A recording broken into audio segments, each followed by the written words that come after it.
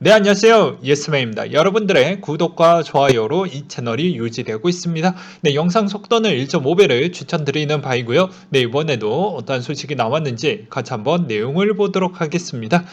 네, 미국의 블러드 세인트 루이스 연은 총재가 테이퍼링 종료 이후 연준의 대차 대조표 축소 논의를 지지하겠다라고 나왔는데요. 인플레이션이 지속적으로 예상이 되며 빠른 조치가 필요하다라고 주장.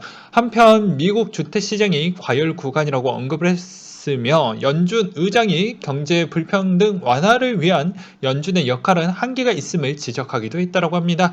네, 불평등으로 인한 미국인이 노동시장에 참여하지 못할 경우 경제 잠재력이 훼손될 것을 우려하나 통화정책으로 해결할 수 없음을 지적을 하기도 했다고 합니다.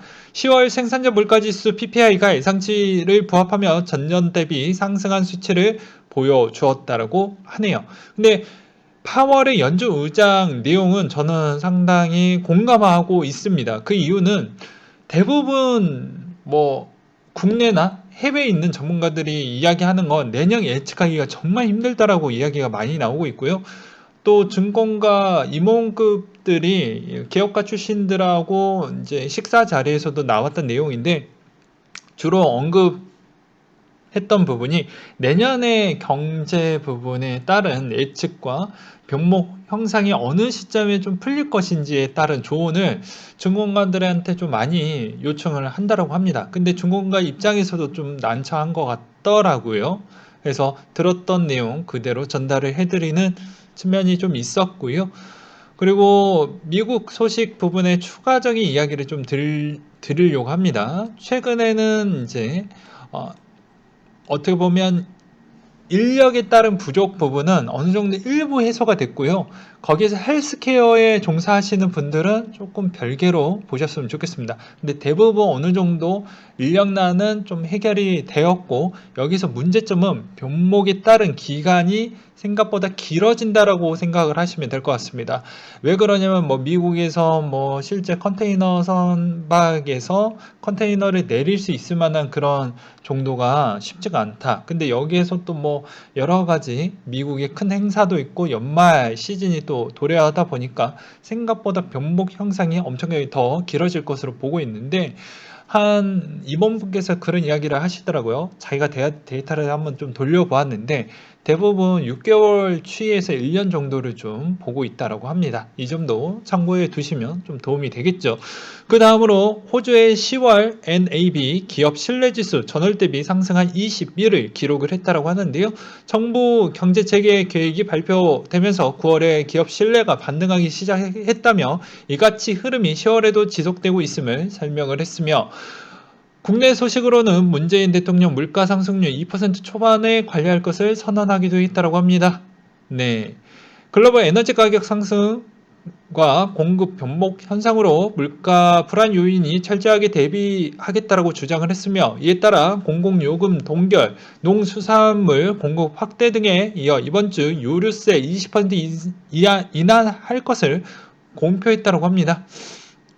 그리고 이번에 가장 핫 이슈인 요소수 공급 차질 문제가 시급한 현황이 됐다며 외교 역량을 총동원해서 해외 물량 확보에 힘쓸 것이라고 해서 최근에 중국에서도 가지고 오고 베트남에서도 좀 가지고 오고 그렇게 좀 노력을 하고 있죠. 여기서 추가적인 이야기를 좀 더 드리도록 하겠습니다. 한 기자분이 그런 이야기를 했는데요.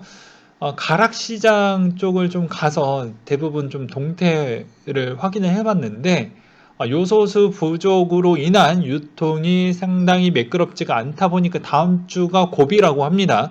그러면 여러분들은 당연히 어떠한 행동을 해야 될까요? 당연히 우리 구독자님들은 일부 마트나 이런 쪽에 가서 최소한 사재기는 조금은 해둘 필요성이 있지 않을까라고 생각이 들기도 합니다. 그만큼 물건 구하기가 쉽지 않을 것 같다라는 이야기를 좀 돌려서 기자분이 했던 것 같아요. 그 다음으로 달러 인덱스 추이는 93.97을 기록을 했다고 하는데요. 생산자 물가지수 PPI가 예상 범위 내에서 유지되고 있다는 인식하에 연준이 비둘기파적인 행보를 이어갈 것이라는 기대감과 미국채 10년물 금리 하락과 맞물려서 약세 흐름을 시현했다라는 내용과 금 가격 추이는 온스당 1830달러 선에 마감을 했다고 하는데요. PPI가 높은 수준을 유지함에 따라 인플레이션에 대한 경계 심리가 작용한 가운데 달러가 약세를 시현한 영향으로 상승을 했다라고 합니다. 유가는 배럴당 84달러 선에 마감을 했다라고 하는데요. 인프라 법안 통과로 인해서 이제 인프라니까 뭐 엄청나게 건설 경기를 부양하겠다라는 게 딱 눈에 보여지죠. 그래서 그 한 방에 3%가 상승을 보여주었던 측면이 또 눈에 들어오기도 했었고요. 그 다음으로 코인에 대한 소식인데요. 영국의 내년부터 CBDC 발행 공식 검토 들어가겠다라고 했습니다. 잉글랜드 은행 재무부에서 내년 영국의 CBDC 운영 및 기술 모델 개발, CBDC 사례 평가 등의 연구 조사를 시작한다라고 나왔고요. 코인베이스 주가가 13% 급락한 이유는 아무래도 실적 발표하자 급락이 나왔다라고 하지만 인프라 법안에 따른 여러 가지 좀 영향성이 조금은 있지 않았을까라고 생각이 듭니다. 그 이유 중에 하나는 인프라 법이 이제 그 암호화폐에 따른 규제 내용이 아직은 소멸이 됐다라고 보기가 어렵기 때문에 여러 가지 측면을 좀 보았을 때 코인베이스 입장에서 별로 좋진 못하지 않았을까라는 생각이 들었기 때문이죠. 그렇지만 장기적으로 보았을 때는 싸게 줄 수가 있기 때문에 여러분들은 항상 투트랙으로 투자 부분을 같이 좀 가져가시는 게 낫지 않을까 싶고요. 오스트리아 내년 3월부터 암호화폐에 27.5% 자본 이득세를 적용한다라고 합니다. 그래서 내년 3월부터 비트코인, 이더리움 암호화폐에 따른 자본 이득세가 부과가 된다라는 점과 그레스케일 CEO가 비트코인 현물 기반 ETF 승인 여부 정치 이슈로 번지고 있다라고 나와주고 있고요. 그리고 블룸버그 애널리스트가 코인베이스 비트코인 ETF 거래 지원을 검토 중이다라고 했습니다. 그는 코인베이스 ETF 거래를 지원하는 것이 이해하긴 하지만 누가 비트코인 ETF를 위해 1.49% 수수료를 지불할 것인가 또 생각이 들기도 한다. 그러니까 즉 이거 하지 말고 그냥 거래소에서 직접 그냥 구매해라 라고 약간 역으로 조금은 돌려서 이야기를 하는 것 같기도 하고 뭐 그런 것 같기도 해요. 서클이 싱가포르 허브 구축을 계획 중이라고 나왔고요. 컴투스 홀딩스 제가 저번 시간에도 언급을 드리기도 했죠. 시간 좀 많이 뒷부분에서 이야기를 하기도 했지만 결국에는 내년 NFT 거래소를 좀 띄울 생각을 갖고 있다고 합니다. 그리고 아무래도 이제 컴투스 홀딩스가 과거 이름은 게임빌이고 게임빌이 코인원 2대 주주로 있고 그 다음에 컴투스 자체가 기존에 어떻게 보면은 이 NFT를 진행을 하려고 하니까 이런 조화적인 측면을 고려를 했었을 때 이쪽으로 갈 수밖에 없을 것 같다라고 생각이 들거든요. 그리고 컴투스 IR 보고서가 나온 게 있고 거기에서도 해당 회사 측에서도 NFT 이쪽을 좀 강력하게 밀려고 한다고 합니다. 그래서 이쪽에 관련되어져 있는 코인도 좀 유심하게 볼 필요성이 있을 것 같아요.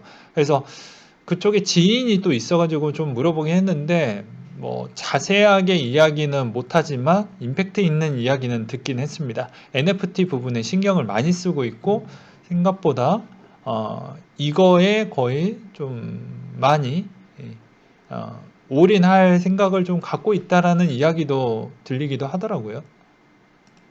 그리고 코인 레일이 4억 원 배상해라 라고 거래소 해킹 책임을 첫 인정을 했다고 하는데요.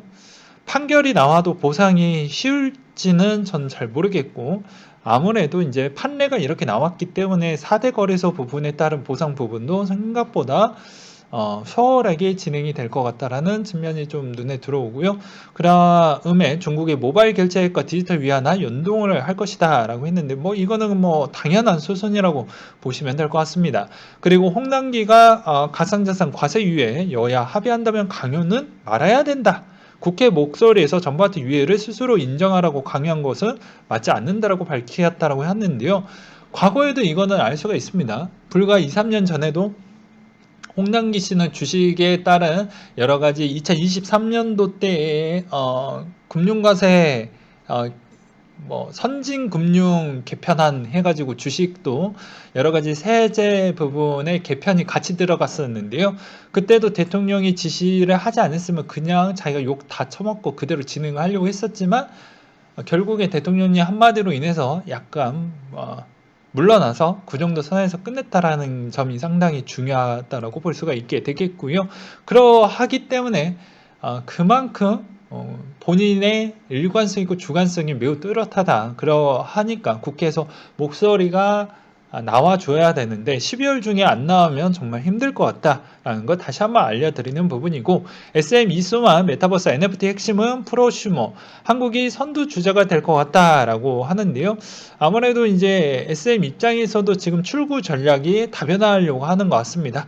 그래야 이제 어떻게 보면은 지금의 아이돌 부분에 따른 여러 가지 리스크 측면을 조금 더 낮출 수도 있고, 그 다음에 사업의 다방성으로 인해서 사업적 가치를 더 높일 수도 있고, 그리고 또 다른 매출을 좀 더 증대시킬 수가 있는데, 그렇게 했었을 때에 따른 어떻게 보면 아티스트들이 생각보다 근로할 수 있는 시간을 줄여줄 수 있는 측면이 조금은 더 있죠. 옛날에는 어떻게 보면 오프라인에서 행사 뛰고 계속 상교 거의 어떻게 보면 어 거의 철야 수준으로 돌려가면서 그 정도 매출을 유지를 했거든요. 어, 그렇지 않고서야 그 정도 매출이 나오기가 쉽지가 않습니다. 왜냐하면 사람에서 나오는 매출이기 때문이죠. 그러니까 사람이 아프면 안 되고 계속 돌아가야지만 매출이 나오는 구성 시스템인데, 이런 부분을 조금 더 보완을 해서 충분히 수익성 측면을 좀 더 보완시키려고 하는 것 같습니다.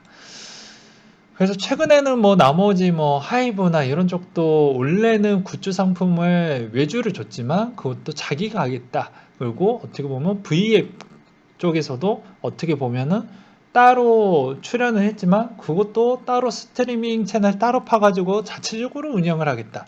이렇게 했던 이유가 다 그런 거거든요. 그래서 내재화를 하는 부분도 다 그런 이유가 있다라고 보시면 될 것 같습니다. 그리고 블로거 산하 분리식 거래소가 지블로토 DLT 라이센스를 취득을 했다라고 해서 최근에 이오스의 방향성이 되게 좋게 나오고 있는 실정입니다. 그 다음으로 넷마블 블록체인 게임 준비 중 내년 초에 공개할 예정이라고 해서 대부분 이 위메이드가 어떻게 보면 선봉꾼으로 먼저 나갔는데 나머지가 요거 좀 되네 해서 뒤따라간다라고 보시면 될 것 같고요. 코인베이스가 이더리움 네임 서비스 거버넌스에 참여할 것이다라는 또 내용이 나와주기도 했었고요. 그리고 비체인이 백스 거래소 성공적인 런칭과 그리고 팀쿡이 NFT에 관심을 보여주었다는 게 저는 좀 새로웠습니다. 그래서 오히려 앞으로 NFT가 생각보다 기대감하고 오히려 약간의 조금 좀 어떻게 보면 약간의 이물질이 있을 만큼에 따른 이 불확실한 요소를 어떻게 조금은 저해하면서 좀 제거하면서 또 올라갈 수 있을지가 중요하게 될 텐데, 대부분 이제 이런 플랫폼 기업들이 생각보다 관심을 좀 더 일찍 가져갔다라는 게 어느 정도 좀 빨리 정리가 될 수 있는 수준이 곧 올 것 같다라는 측면도 들기도 하고요. 그래서 뭐 이때도 암호화폐 보유만 나왔는데 여기서 이제 중요한 거는 이런 게 중요한 게 아니죠. 보유가 중요해. 나는 NFT에 관심이 있다라는 게 중요한 것입니다. 그리고 초르팸도 800억 원 규모의 유증을 해서 위메이드, 우리 홈쇼핑, 빗썸, 비덴트, YG, 버킷 스튜디오가 나와주면서 이쪽이 한 세트로 묶여가지고 요새 테마성으로 주가는 미쳤습니다. 위로 완전히 뭐 고공행진을 해주고 있는 실정이죠. 그래서 뭐 이쪽도 방향성을 보게 되면 아직 뭐 그러겠구나라고 보시면 될 것 같고요. 요 부분도 상당히 고민이 많을 것 같습니다. 가산자산 9개 거래소 지갑을 송금을 막겠다라는 내용이 나왔는데요. 껄껄무새님이 올려주셨던 내용입니다. 간단하게 이야기를 하면 이런 내용이에요. 9개 거래소 지갑으로 송금 막히고 코인 활용한 자금 세탁 방지 위해서 뭐 그러하다라는 내용인데, 이제 트래블 룰이 내년 3월에 자금 이동 규칙 시스템을 구축을 해야 되는데, 이미 한국은 벌써 KYC, AML 다 끝냈고 그 3월 이전에 12월까지 해가지고 마무리를 끝낼 예정입니다. 그러하는 이제 여기서 논란은 무엇이냐? 바이낸스로 그러니까 이체가 입출금이 안 되냐, 못 쓰냐, 이런 부분인데, 간단하게 이야기를 하면 이런 거예요. 내가 여기에 가입을 하고 KYC, AML 해야 되고, 여기 거래소를 쓰고 싶으면, 그리고 만약에 해당에 있는 송금을 한다라고 해도 그쪽에 있는 어카운트 계정이 문제가 없어야 됩니다. 그래야지만 가능하고, 나는 이런 거 저런 거 하고 싶지 않다 라고 하면 100만원 이하로 보내시면 돼요. 네. 그렇지 않았을 경우에는 또 피곤해집니다. 그리고 개인 지갑도 막히느냐라는 측면인데, 이런 거예요. 개인 지갑 부분은 이거는 조금은 더 확인을 해볼 필요성이 있겠지만, 아무래도 거래소에 있는 측면은 확인되지 않은 거는 다 막아버리겠다라는 것이 거의 사실화라고 보시면 될 것 같고, 개인 지갑 부분으로 이송을 했었을 때도 그 개인 지갑이 이 시점 지나고 나서는 확인이 안 된다. 어떻게 확인시킬지는 모르겠지만 확인이 안 되는 것들은 이송을 못하게끔 할 것 같습니다. 아니면 추정인데 개인 지갑 부분은 아예 송금 자체를 안 되게끔 할 수도 있지 않을까. 이거는 이제 국내 거래소에 한해서 그렇게 추정으로 이야기를 하는 거예요. 이게 확정이 아니고요. 오해하시면 안 됩니다. 그리고 또 다른 측면은 만약에 됐다라고 해도 소명이 못했을 경우에는 다 세금으로 때려버리면 되니까 정부 입장에서는 아쉬울 게 없죠. 네. 어차피 지갑도 막아버리면 되는 거니까요. 그래서 그런 측면을 고려를 하시면서 대응을 하시길 바라겠고요. 그리고 플레이 대배 회사의 실체라고 해서 탈출은 진흥순이다 라고 나와준 게 있는데요. 자, 그 기업명이 슈퍼트리, 중소기업, 대표자 최성원 씨, 업종은 모바일 게임, 소프트웨어 개발 및 공급업이고, 설립일이 17년도 3월 22일, 매출은 10억에서 50억 미만, 종업원은 40명에서 70명, 평균 연봉은 3천만 원에서 5천만 원 미만이고 벤처기업이다 라고 되어져 있어요. 근데 이제 대부분 이분께서는 야, 시총이 4천억 원짜리인데 매출이 10억에서 50억밖에 안 나오면 이거 문제 있는 거 아니냐? 근데 대부분 코인 회사들이 이러합니다. 예. 그러니까 그냥 주식에서 넘어오셨던 분이나 아니면 초보자 분들이 오해하는 이유는, 이렇게 보면 대부분 이제 이더리움과 뭐 여기 XRP나 뭐 이런 좀 에이다나 이런 쪽은 좀 제외할게요. 예, 규모가 조금은 크니까. 그래도 리플급도 어떻게 보면 강소기업이지, 중견기업, 진짜 많이 쳐줘도 중견기업급이지, 이거를 시가총액 부분으로 보시면 안 되는 겁니다. 이건 코인에 따른 시가총액인 것 뿐이지, 이게 기업에 따른 시가총액은 또 아니거든요. 이해되셨나요? 그렇기 때문에 혹시나 코리니 분들이 또 오해하실까봐 이야기를 하는 거고, 오히려 또 저번에도 말씀을 드렸지만 중소기업 그쪽 들어가 보시면 해당에 있는 매출이 또 마이너스 요인이 좀 많이 나는 그런 회사들도 있어요. 그래서 저번에도 제가 우려하는 차원으로 옛날에 그런 이야기를 많이 하기도 했었죠. 다 찾아보면 어느 위치에 있고 어느 회사 위치까지 다 나오니까 거기 들어가셔서 전화해 보시고 확인하고 궁금하면 그쪽으로 해라 라고 다 알려드렸습니다. 그리고 오히려 약간은 우려스럽지만 이렇게 매출이 잘 나오면서 이익률이 마이너스가 미친듯이 나오는 회사들이 있어요. 뭐 이 마이너스 20억, 마이너스 30억, 그러면 막 걱정 많이 해야 되니까 제가 저번에도 이야기를 했죠. 그때 당시에도. 겁먹지 말아라. 어차피 이런 회사들은 다 투자를 받아서 하기 때문에 이게 투자처를 받지 못했을 경우에는 그제서야 걱정해야 되는 거지. 투자를 하면서 매출이 계속 늘어나는 구도는 괜찮다라고도 언급을 드리기도 했죠. 오히려 그러지 못했을 때는 조금은 걱정을 해야 된다라는 이야기를 드리기도 했었고요. 그 다음으로 휴맨 컨텐츠 가상 K-팝 연습생 유나 NFT를 선보였다라고 하는데요. 아무래도 성공을 할 것 같습니다. 제가 봐도 충분히 가능성이 있을 것 같아요. 그것도 솔라나 기반으로 쓰인다라고 해서 생각보다 효과는 좋을 것으로 보여집니다. 네, 저는 그렇게 좀 생각이 들고요. 마지막 내용입니다. 네, 계속 시간을 줄여 보려고 하는데 이것도 설명드리고 저것도 설명드리다 보니까 조금씩은 그러하는 것 같아요. 자, 중앙은행들이 정책적 금리 인상에 나서고 있습니다. 그래서 대부분 암호화폐 성향을 좀 보도록 하겠습니다.